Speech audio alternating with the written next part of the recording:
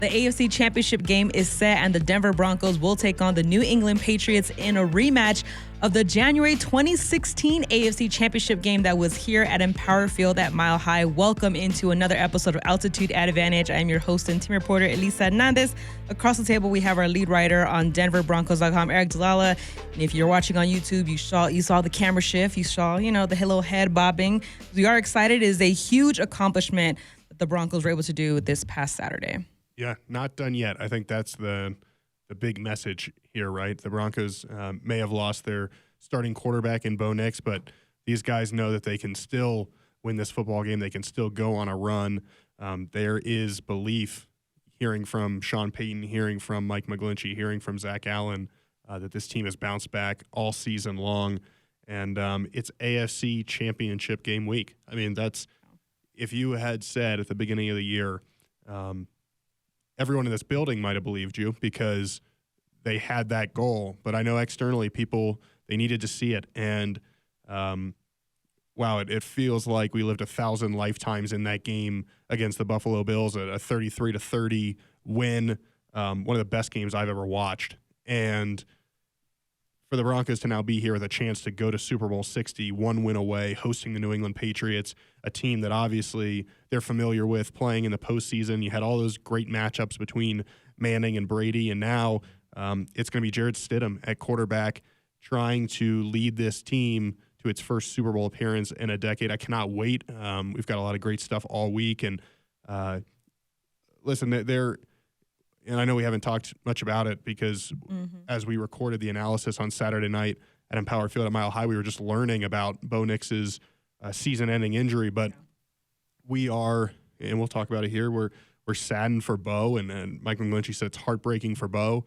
But also know that this team, the season continues, right? And this team is on to that challenge. And so anybody externally that thinks the Broncos aren't going to put up a fight or aren't going to be ready, I would think they have another thing coming. So can't wait to preview this game all week long. It's going to be a great one. It's going to be a tough one. It's going to be a battle, but that's what makes it exciting. And the Broncos truly will have earned a Super Bowl appearance if they can knock off the Pats this weekend. Yeah, as you mentioned, Jarrett Stidham will get the start on Sunday following Bo Nix's season-ending injury that happened in overtime in that Broncos win over the Buffalo Bills on Saturday.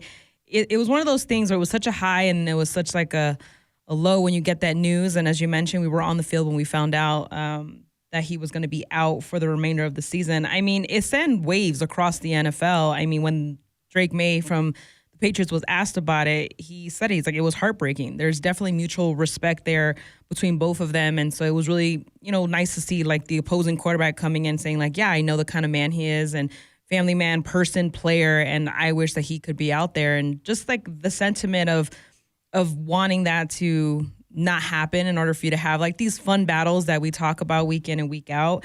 But there's one thing about this team is the resiliency, and we saw that on Saturday, and we'll get to that in a second. But we mentioned in the analysis, you don't win this game without Bo Nix and what he was able to do and accomplish on the field, and really just laid it all out there for his team. So 48 hours removed, when you look back, how can you appreciate his performance, the overall performance of this team, and just how special it was on Saturday night? Yeah, I mean, I think Bo was remarkable. And I think if you look at the advanced stats, the EPA, he had the second most expected points added of any quarterback this weekend.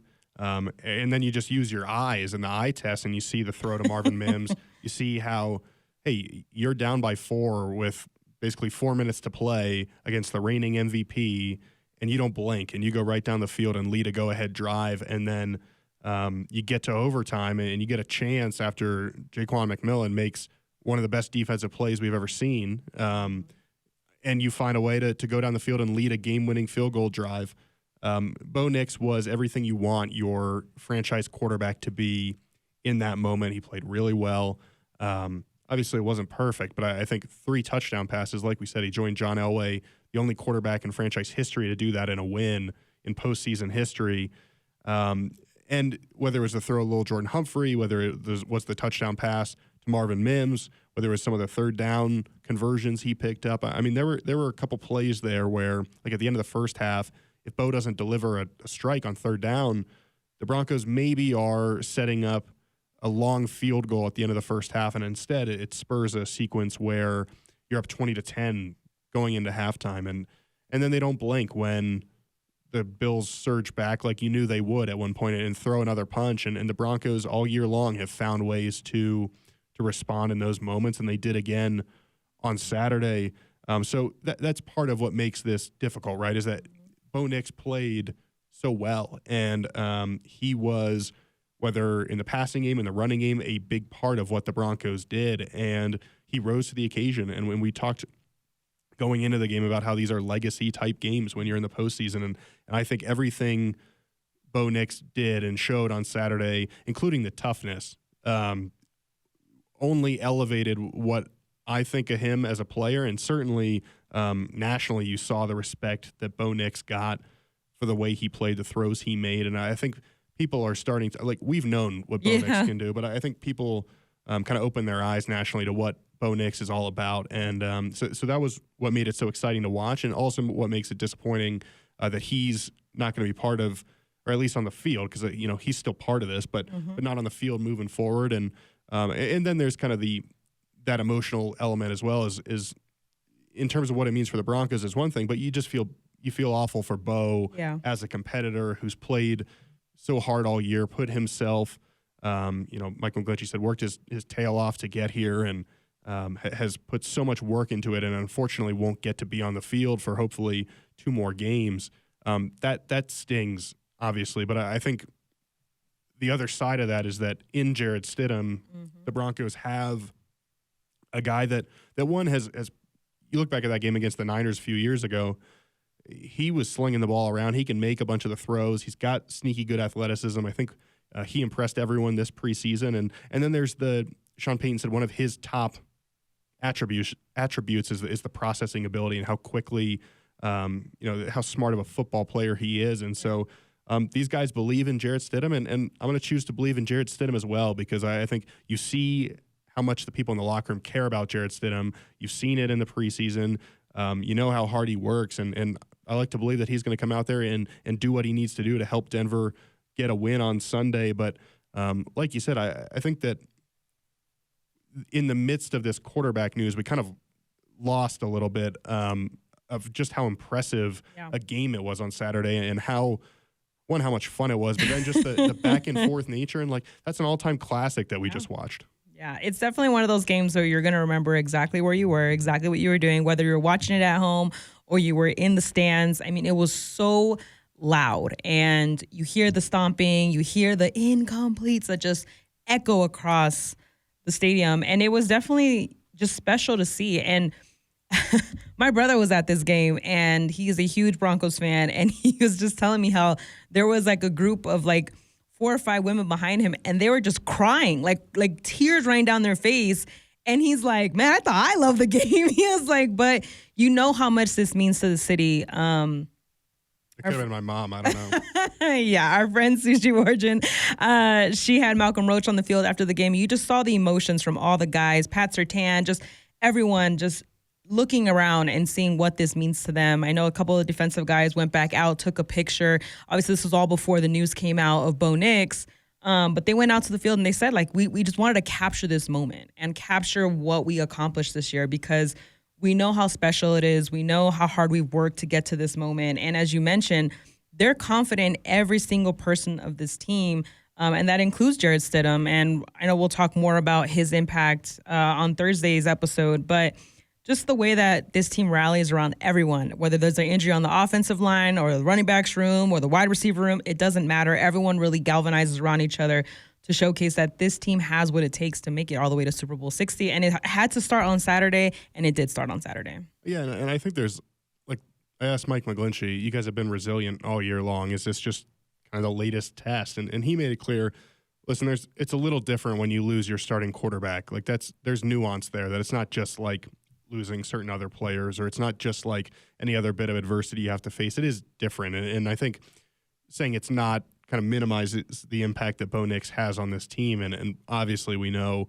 what an impact he's had, especially late in games. He's been terrific, and there's something about him that is clutch. That it factor. And the Broncos will miss that. But you hope Jarrett Stidham brings in his own way some sort of X factor as well. And I just think that whether it's the one-score wins, the Broncos get another one, they get another comeback win, another fourth quarter comeback, another game-winning drive. They've done it again and again and again all year long. And in this game, listen, the turnovers were great, and we'll talk about that in just a second. But, like, you could kind of feel when the Broncos got a field goal on their first drive and on after the second Nick Bonito fumble, the strip sack, that you were like, man, you kind of wish you had touchdowns in those scenarios because you know Josh Allen's going to make a run. And the Broncos kind of similarly weren't able to capitalize. But then when the Bills made their run back, the Broncos were able to respond. Yeah. And it wasn't, again, the Broncos, this time the Broncos had a chance to have a go-ahead drive late in the fourth quarter. And Bo Nix came through. And a lot of teams, I think, if you're up 23-10 and then, the other team surges back and takes the lead, and then you go 3 and out and they add more points, a lot of teams crumble there, I think. And for the Broncos to not crumble and find a way to respond, and then, boom, Josh Allen leads them down the field to tie the game up. I think the Broncos go 3 and out to start overtime, and it feels like, hey, maybe you just don't quite have enough for them to respond in that moment. And it took everyone so many plays. Like so many. The interception was one, but like Jeremy Crawshaw having a perfect coffin corner punt that Sean Payton called his best punt of the year on the go-ahead, the game-winning drive for R.J. Harvey to slip out of a tackle and pick up 25 yards. You could go on and on about plays throughout this game that would not make the top 5 most replayed highlights, but were critical. Yeah. And we've talked about it. Like, you got to find a way to make those winning plays that a year ago in Buffalo you didn't make. And this year they did. And Sean Payton, I thought, put it perfectly after the game of, hey, last year we weren't quite ready. And this year we were ready. And you saw that. And just so much credit to the toughness. Sean Payton talks about the hurricane winds, right? The windows and how much they can withstand. And the Broncos have some guys that can withstand some stuff. And I think we've seen that all year long. We saw it against Buffalo. Yeah. And I think we'll see it moving forward. And Elisa, one of the reasons that I have faith this weekend is that the defense, after struggling to create turnovers all year, has now forced 7 in the last 2 games, including 5 against Josh Allen and the Patriots.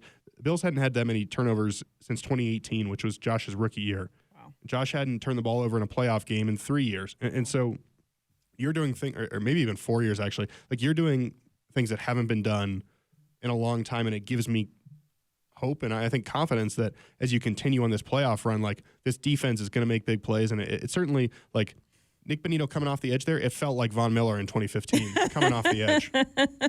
Yeah, he was ridiculously fast. And it's really interesting because going into the week, when you talk to Nick in the locker room, he just kept saying, like, look, when they were asking him, media was asking him about last year and things like that. And he's like, look, I look back to last year and I look back to the emotions that I had, and it was more of us being proud of what we accomplished versus, being disappointed that we didn't move on. To your point of what you said, head coach Sean Payton said, like, they weren't ready then, they're ready now.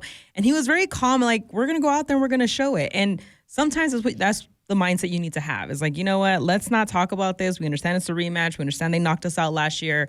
That's not what this year's narrative is going to be about. And for this defense to come out the way that they did was so impressive. And before we actually go into that, to close out the offense and what they were able to do, I think we need to give some love to Marvin Mims because the play that he had on the field on Saturday was so impressive. He came up in such big moments, especially when key guys went down, for him to rise to the occasion and have just, like you said, numerous plays where without him too, this game could have gone differently.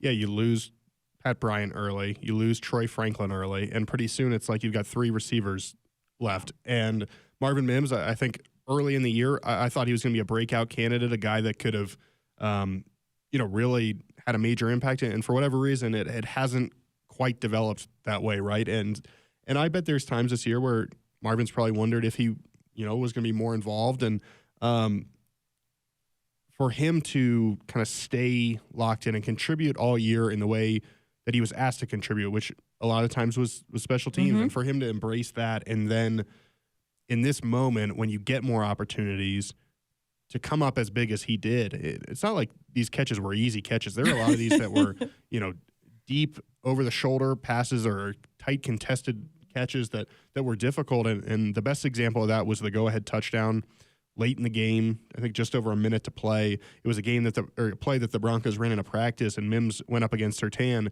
and it sounds like he just cooked him. And Sean Payton said, "Listen, you just did that to the best cornerback in the world.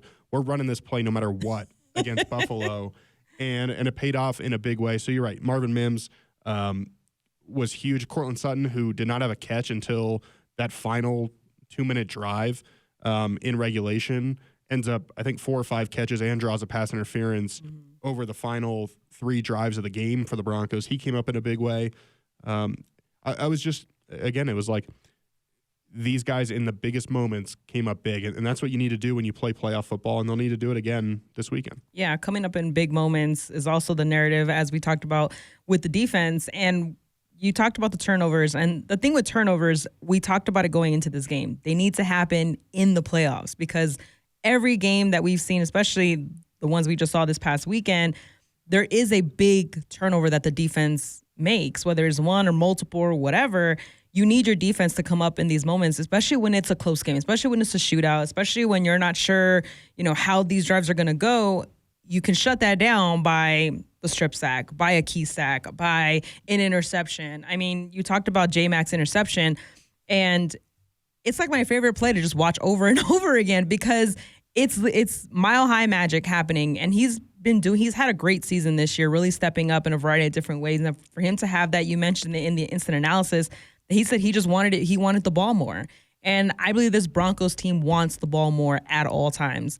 And this defense, the way that they were able to really get Josh Allen out of his element, make him make mistakes, everything it's like they listened to the episode on Thursday and they were like, check, check, check. We're going to do all these things, because it was just a masterclass performance how they were able to really stall out that offense. And I think one thing that I mentioned in the preview was like, I don't know that they're going to be able to do that against Buffalo, right? I was like, yeah. One of the things that has been so impressive about Josh Allen is he makes all these plays without turning the ball over. Right. And he protects the football really well, and had one of the longest interception streaks in playoff history coming into the game.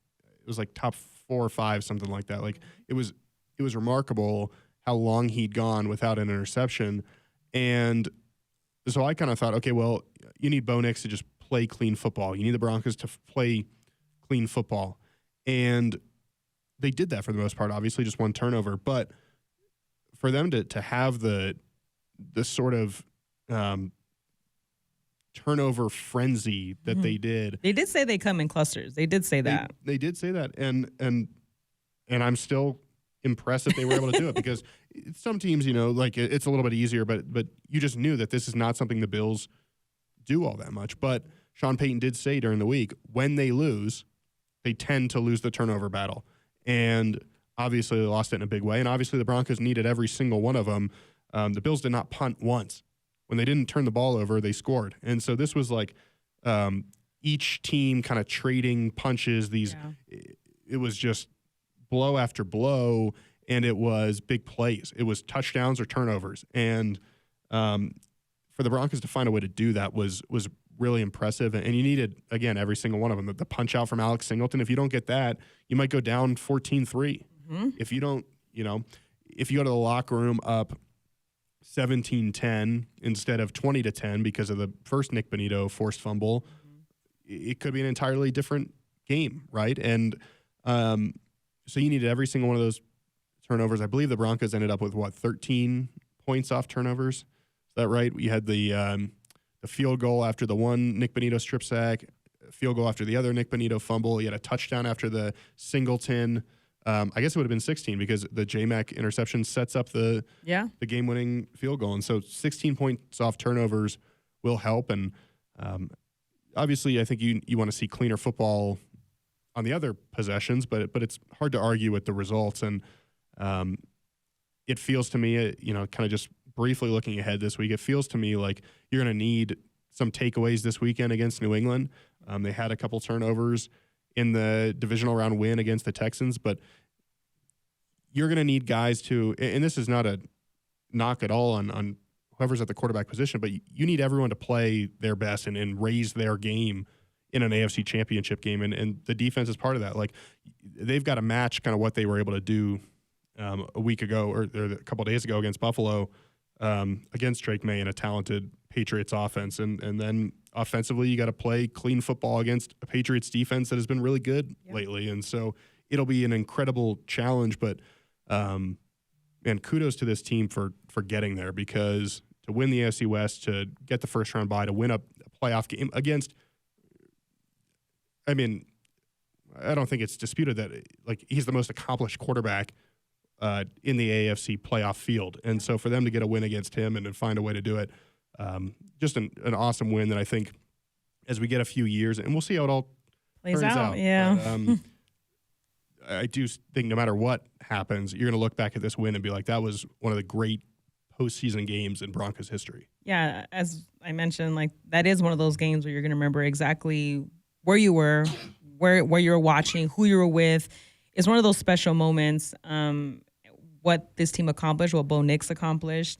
And looking ahead briefly to that Patriots game, Drake May in the win over the Houston Texans, he was picked off once. He was sacked 5 times, I believe, but he also had 3 touchdowns. I mean, he definitely put on a show. And Zach Allen spoke to the media earlier on Monday, and they asked him just like a quick look ahead at what are some keys you can see. And he just said, like, you know, they're deep at every position. They're really well coached, and it'll definitely be a challenge because Drake May is playing very well and he can kind of do it all, but they're going to be ready for it. And I think the sentiment is that, like, as you mentioned, it's always a challenge. It's always like, are you guys going to be ready for this? And sometimes in my head, I'm like, are they ready for the Broncos? Like, you know, like, sometimes you have to flip that script a little bit, but this team stays focused. They understand it's one game at a time, and they know the implications of what this matchup is, and especially the tie back that it has to the January 2016 game and the rematch of that, and it being here and how close of a game that was. And so I know the nostalgia is going to be here as well, but this team is ready. And I think with Jarrett Stidham, Mike McGlinchey talked about the confidence that this team has in him as well. And you just look at that quarterback room, and you know that quarterback room is going to give Stidham all the support that he could need and even more. And just reminding him that he's been here for 3 years. He's been absorbing everything that's been going on in this building for 3 years. And now it's time for him to go out there and you know, play Broncos football. Yeah. And again, all the confidence in the world, like Sean Payton said, that he can go out there and do that. And you don't need Jarrett Stidham to be Bo Nix because they're different players. You need Jarrett Stidham to be Jarrett Stidham. And what Jarrett Stidham is, as Sean Payton has said, is a guy who's ready for his opportunity, ready for this chance, and has a great chance to lead this team to a Super Bowl appearance. They're one win away and one home win away, and the crowd obviously was fantastic on Saturday. I'm sure they'll be fantastic again.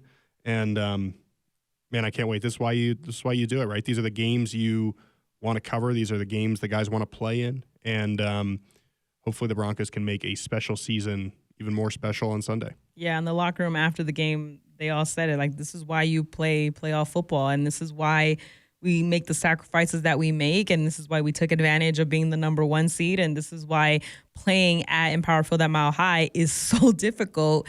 And whether it's the fireworks, showing how hard it is to breathe, how cold it was, you know, all these elements, like, this is exactly what you want for the playoffs. And to your point, I thought the crowd was amazing. Broncos country, you came out, you were loud. I think the important thing was being loud, disrupting their huddle was a huge emphasis that head coach Sean Payton had made, and I think that they did that. And now Broncos and Broncos country have a chance to do it again, because the championship matchup is set for this Sunday, January 25th at 1 p.m. Mountain Time. New England will be coming into town, getting ready to host the AFC Championship Game. I mean, I understand the news of Bo Nix being out is obviously heartbreaking, but I know that despite him not being on the field, I have a sense that he's just as excited for this game and for what Broncos country is going to experience on Saturday. Yeah, absolutely. He's helped the Broncos get here, and now I know the Broncos, you've seen the way they've posted that they want to keep it going for him and keep it going for everybody that's been part of this. And it'll be an exciting game on Sunday. Can't wait to see it, but lot to preview, a lot to get to before we get to that point. A lot of days before the championship game, and we're going to have you ready with another episode of Altitude Advantage on Thursday, so make sure you take a look out for that. We have Broncos HQ this week, as well as so many other things, but if you missed anything from Saturday's game, make sure you visit denverbroncos.com, check out the instant analysis, and everything from post-game on Saturday. Well, we appreciate you guys listening again to another episode of Altitude Advantage. I'm your host and team reporter, Elisa Hernandez. Across the table, we have our lead writer on denverbroncos.com, Aric DiLalla. We appreciate you guys listening, and we look forward to Thursday.